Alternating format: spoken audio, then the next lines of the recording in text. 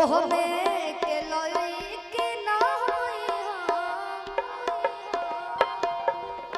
कि रुपया भर खाच ले लो।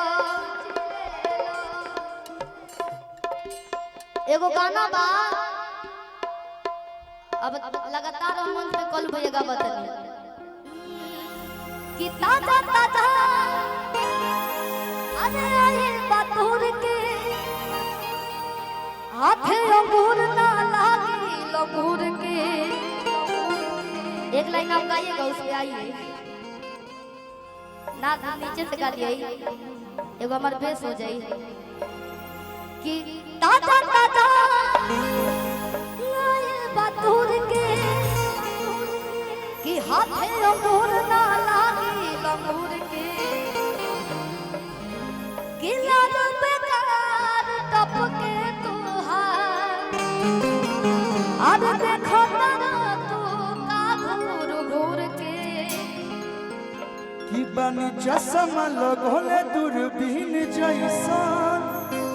हो हारमोनिया बजावतनी बीन जैसा। मामा तुम चश्मा तुम दे दी तो एक गीत के राइटर तो सुबह बैठे बड़े अब देखो खड़ा हो आ जाए स्टेज बाबा बैठ लोग अब कि लड़का बनी एको चश्मा ले ले मामा के खाई जला मामा के हड़प ले जला हमर भैया लगे हैं। अच्छा कि बनी चश्मा लगोले दूरबीन जैसा हारमोनिया बजावतनी बीन जैसा। तनी एक बार कोबेल एकदम शांति शांति बतन एक बार जोरदार हाला कर दो तो बाबू हमर भैया तो या कि नाच रे पतर की नागिन जैसा नाच रे पतर की नागिन जैसा।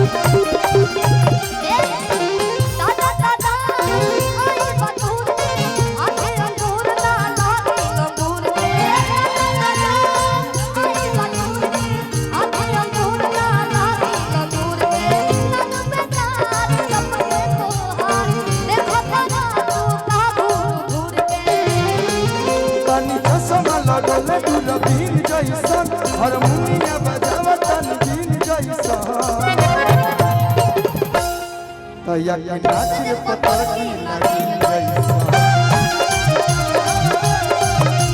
नाच रे पतर की नागिन जैसा।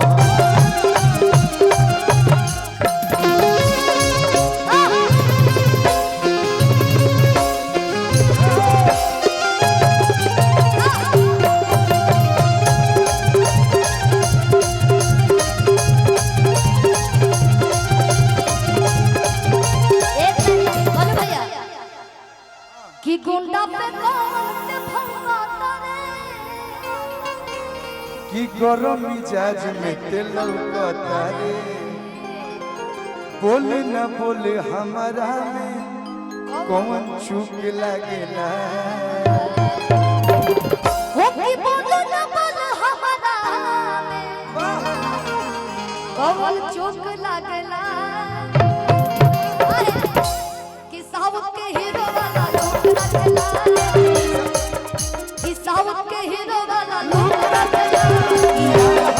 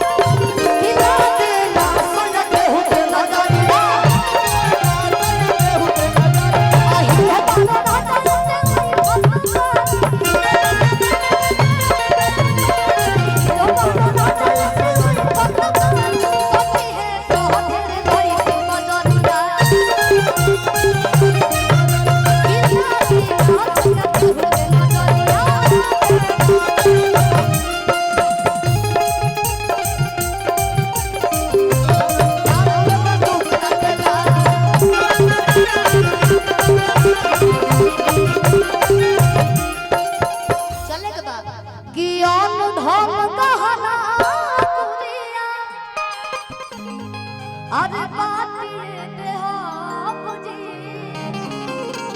गांव में मेहरारू कहली सब रउआ जाई परदेश कमाई कोनो बात नहीं खे रउआ 5 साल बाद आए 8 साल बाद आए अगर जे लेकिन कोनो मेहरारू से लड़की से चक्कर चल हाँ जी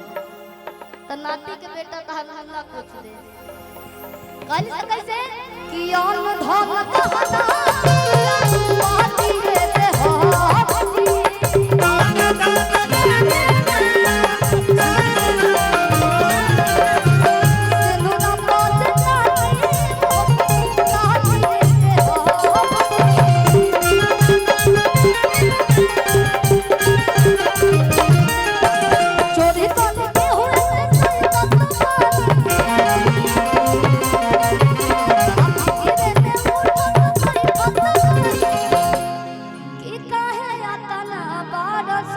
घर समरिया कि लागे ना के नजरिया